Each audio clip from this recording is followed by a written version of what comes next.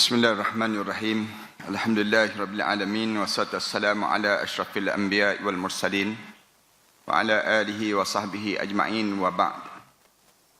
Qala Allah Ta'ala fi kitabil aziz ba'da a'udzu billahi minasyaitonir rajim. Bismillahirrahmanirrahim. Qul hal nunabbi'ukum bil akhsarina a'mala alladhina dhalla sa'yuhum fil hayatid dunya وهم يحسبون أنهم يحسنون صنعا أولئك الذين كفروا بآيات ربهم ولقائه فحبطت أعمالهم فلا نقيم لهم يوم القيامة وزنا. Katakanlah wahai Muhammad, inginkah aku ceritakan pada kamu orang yang dimatikan oleh Allah dalam keadaan yang dia menghadap depan Allah kosong amalannya. Kemudian tiada apa-apa yang dapat membantu padanya saat mana dia menghadap depan Allah. Kenapa dia kosong amalannya? Puncanya alladzina dhalla sa'yuhum fil hayatid dunya. Sepanjang dia hidup di atas dunia, dia biarkan diri dia dalam keadaan dianya sesat sepanjang hidup di atas dunia. Wa hum yahsabuna annahum yuhsinuna sun'a.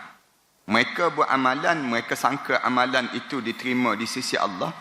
Rupa-rupanya amalannya tidak diterima di sisi Allah. Ulaika alladzina kafaru bi ayati rabbihim. Orang ni kananya punca tak percaya kepada ayat-ayat Allah. Kemudian tak yakin yang dia akan menghadap di hadapan Allah.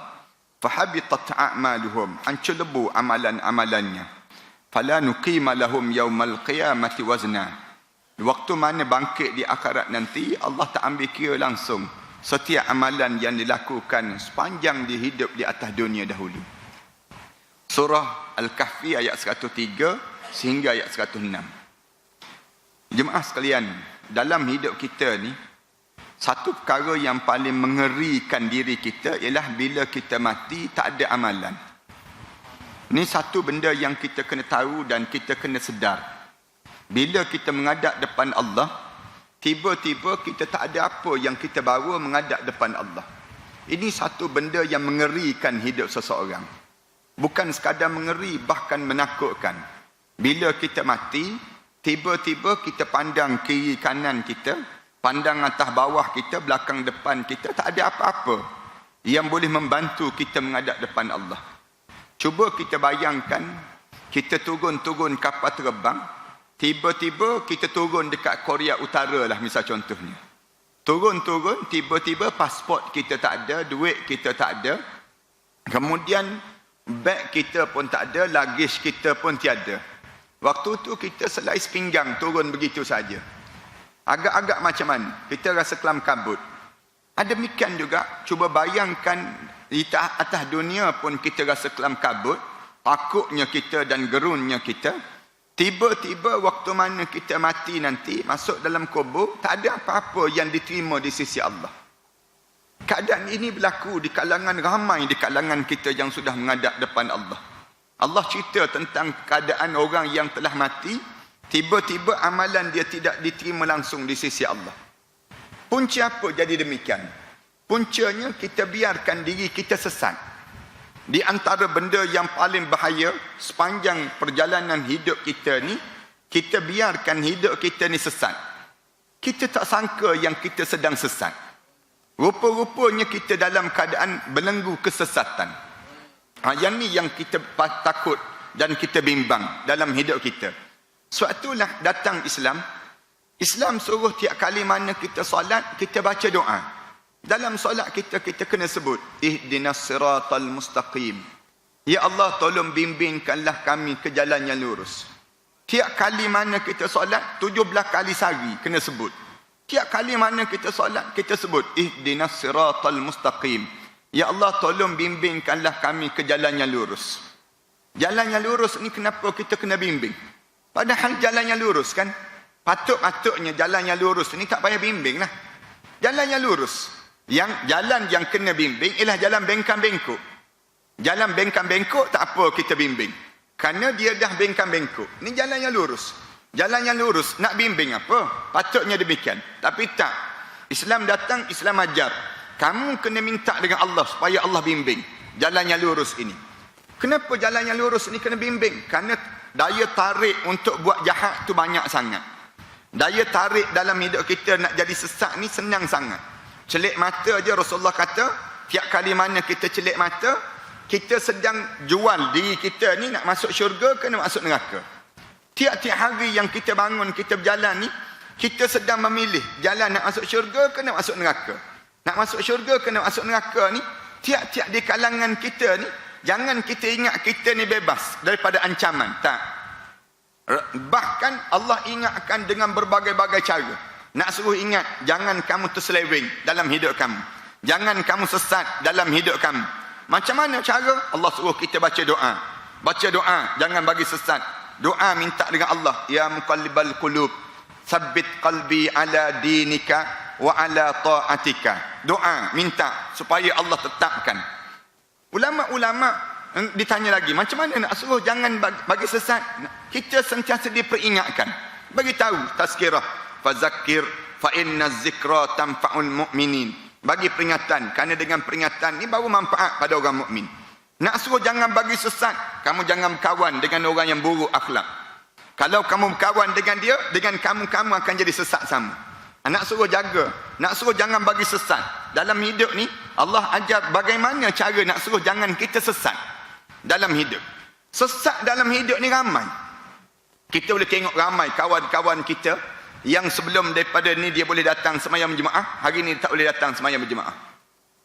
Sebelum daripada ni, di kalangan kita yang boleh istiqamah dengan agama, tiba-tiba tak boleh istiqamah dengan agama. Kerana apa dia? Allah balik-balikkan hati orang. Balik-balikkan hati orang ni senang terjadi. Kat mana kita sesat? Ulama-ulama tanya lagi, kat mana kita boleh jadi sesat? Sampai peringkat kita boleh mati dalam keadaan kita jadi sesat. Na'udzubillah min dzalik. Kita ni kan kalau orang kata kamu terlibat ajaran sesat, marah kita. Allah, mana ada. Kita takut kalau orang kata kita ni ajaran sesat. Padahal kita terlibat dengan amalan sesat. Yang tu yang bahaya. Benda apa yang terlibat sesat? Ulama kata ada 3 tempat. Kalau boleh saya nak sebut pada jemaah sekalian, supaya kita sentiasa jaga pada kita 3 benda ni. Yang pertama, jaga pegangan. Jangan tersilap. Jangan tersalah. Ulama-ulama kata kebanyakan manusia jadi sesat dalam hidup ni silap dalam pegangan. Dia tidak yakin dengan Islam. Silap pegangan. Yakin Islam separuh, kufur separuh yang lain. Pun ramai di kalangan kita. Sehingga kan Allah sebut, afatu'minuna bi ba'dil kitab wa takfuruna bi ba'd. Apakah patut kamu beriman separuh dan kamu kufur separuh yang lain? Ramai mana orang di kalangan kita ni, dia boleh sebut, saya percaya Islam dalam bab sembahyang puasa je.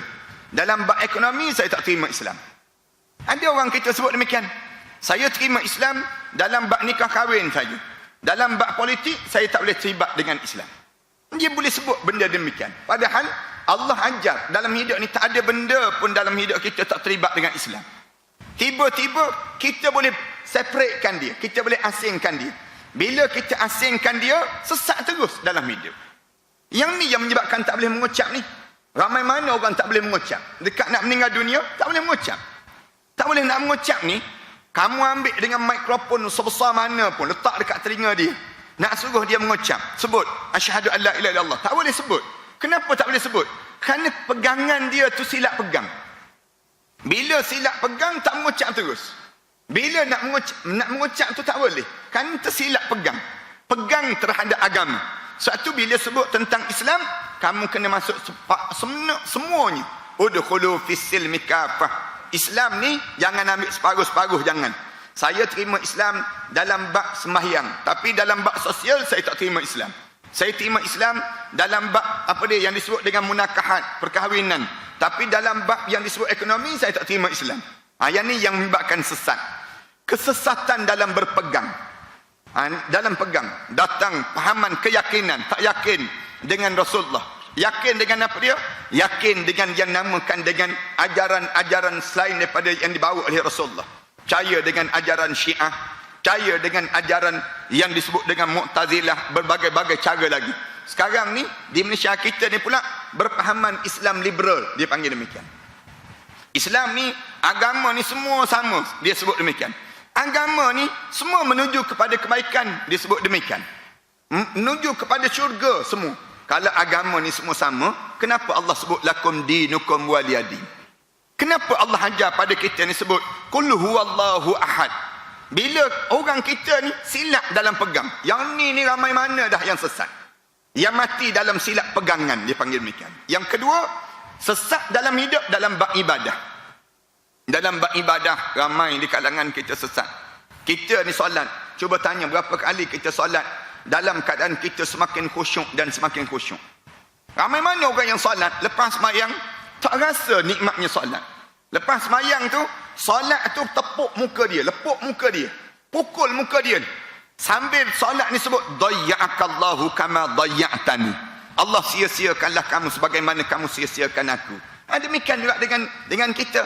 Solat kita ni boleh bilang dengan jari. Berapa kali kita solat dalam keadaan semakin khusyuk, semakin khusyuk. Patutnya semakin kita dekat nak mati, semakin solehlah solat kita. Semakin dekat dengan kematian kita, semakin khusyuklah ibadah kita. Tapi kenapa tak? Jawabnya kerana kita sesat dengan dunia. Dunia kita ni besar. Tengah semayang tu teringat lagi pasar raya. Tengah semayang tu masuk Giant, keluar Giant. Masuk Tesco, keluar Tesco kita. Bila tengah solat ni, kita tengah nampak lagi nak makan nasi apa lepas pada ni kita. Tengah kita solat, maknanya kita sesat dalam amalan. Dua. Yang ketiga, sesat dalam hidup ini yang disebut dengan sesat di sudut akhlak. Akhlak, amal mana di kalangan kita tak terjaga akhlak. Orang kita, lagi kita berusia dalam hidup kita, lagi kasar bahasanya, lagi hodoh tulisannya, lagi caci maki dalam WhatsApp-WhatsAppnya. Buruk akhlak dia. Orang ni yang menulis ni, yang menulis dalam Facebook caci maki para alim ulama, yang kata kepada para alim ulama dan sebagainya, dia ingat ke dia tak mati ke orang macam ni? Bila dia mati, dia menghadap depan Allah, tiba-tiba tulisan ini kekal di wall-wall yang ditulis tadi. Dia nak minta maaf dengan siapa? Dia dalam keadaan yang dia lawan tu, bukan dia lawan orang lain pun. Yang dia caci maki tu, bukan dia caci maki orang lain pun, alim ulama. Orang yang di sudut tandingan ilmu, di sudut tandingan amalan, jauh lebih baik orang tu dibandingkan dengan diri kami. Tapi punca oleh kerana sifat yang ada dalam hati ni, tak puas hati sepanjang masa, yang menyebabkan tulis kata, caci, maki, dan yang menyebabkan lama-lama terbawa-bawa keadaan ini, membawa kepada kematian dalam hidup. Masuk dalam kubur, waktu mana masuk dalam kubur, tiba-tiba tengok kosong amalan. Tuan-tuan biasa dengar cerita kan, zaman Rasulullah sallallahu alaihi wasallam, waktu mana ada seorang perempuan yang dia mati, masuk dalam kubur, di saat mana dia hidup, di saat mana dia hidup zaman Rasulullah, dia bangun tahajud malam, siang hari pula dia puasa sunat. Tapi ada satu penyakit dia. Penyakit apa dia? Suka menyakiti hati jiran. Setiap kali mana buka puasa, makanan-makanan yang sisa makanan dia tu, dia akan simbah ke rumah jiran sebelah.